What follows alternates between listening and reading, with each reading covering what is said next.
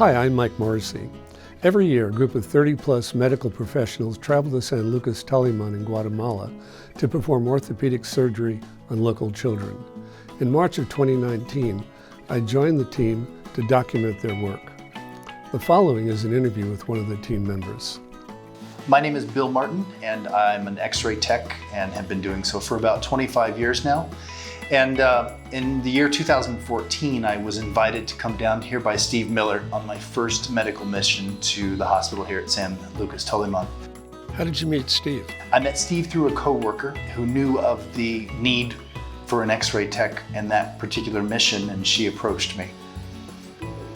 So that was 2014, the first time I came down. The reason that they needed an X-ray tech to come down was that, unfortunately, the X-ray tech that worked here at the time injured himself and could no longer function in the capacity. And X-ray techs don't grow on trees here in San Lucas Toliman. They're hard to come by. It's just not a profession that many people know how to do down here. So when I originally showed up, that first year, we actually brought down a donated X-ray machine that was about the size of a shoebox. That was a machine primarily used for barnyard animals. It was a veterinary X-ray machine. And Dr. Miller worked with an engineer at the hospital in the United States to create a device to hang this X-ray machine over the surgical site. It had a counterbalance of a kettle ball on one side, and it was a big aluminum arm. We used that to take still films intraoperatively. And when I say films, I mean actual old-fashioned Mylar films that had to be dipped in chemicals in a dark room here. That's the technology we had when I first came down.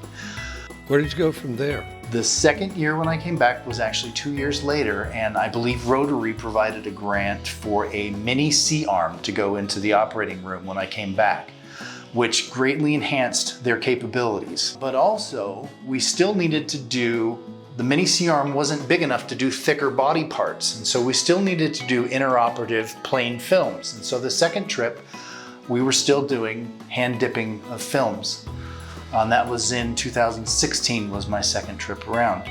And it was on that trip that we resurrected a machine that was in the radiology department the first time I came down, but nobody knew it still functioned. And it was a 1942 Picker portable X-ray machine. It looks Art Deco. It's the coolest old X-ray machine I've ever seen in my 25 years of shooting X-rays. And it worked flawlessly. But it's incredibly old technology and required a lot of radiation dosage that we didn't want to have to give our patients and our staff. And secondly, it was still plain film technology. We couldn't see the image instantly, so it was a lot of time between shooting the image in the OR and coming back, and the doctors literally had to stand there waiting for their picture. The mini C-arm gave us more capacity especially for the club foot surgeries. But it wasn't strong enough to get through a thick knee or a hip, for instance, and there's a lot of those going on. So there was definitely a need for a full-sized C-arm, and there was also still a need for true digital instantaneous radiology that could be done in the department downstairs that could be shared throughout the computer systems and bring this hospital to the modern age of radiology imaging. And through Rotary, Dr. Miller secured a grant to get a brand new digital system put in downstairs, so any X-ray that gets taken downstairs can be viewed on any computer that they've set up on the network. The first year I was here, I needed help. The hospital provided me with just a helper that was basically there to do the administrative duties that I was doing while we were doing the preoperative,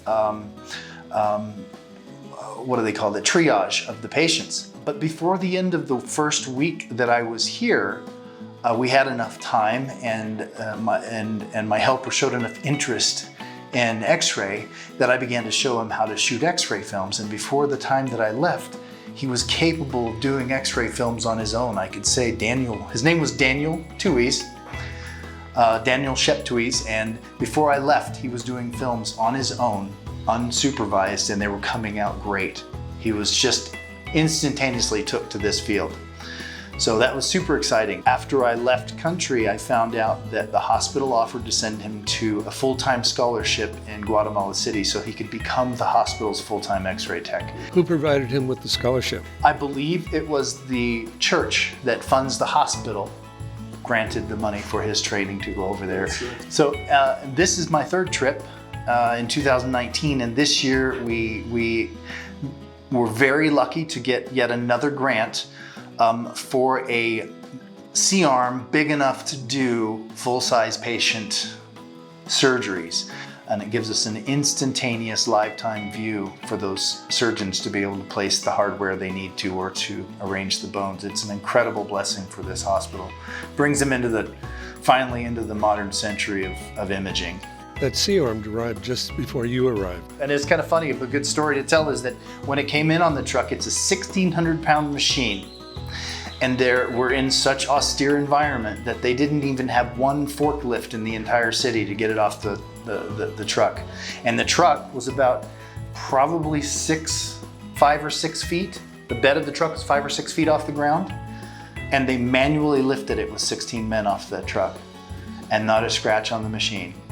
And I literally don't think that would be possible in the United States. And you know, it was less than 30 minutes after we got it off the truck, we had it upstairs, we had it plugged into the wall, and we were testing it to see if it worked, and we were super lucky that we had no problems.